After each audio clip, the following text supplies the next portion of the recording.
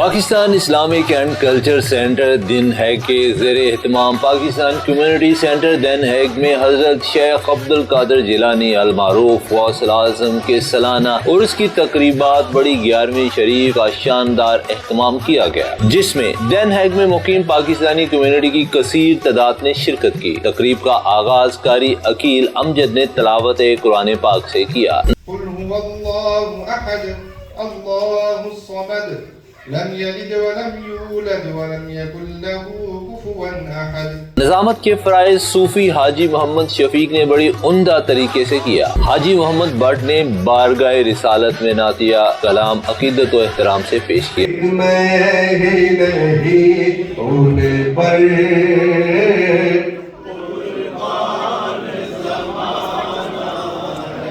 جبکہ پرتگال سے آئے بلبل مدینہ احمد رضا قادری نے آقائے نامدار تاجدار انبیاء کے حضور خوش الہام آواز میں نعتیہ گلہائے عقیدت پیش کی۔ پھیلائے ہوئے دامن یہ نسل کریموں کی ہے، یہ نسل کریموں کی لجپال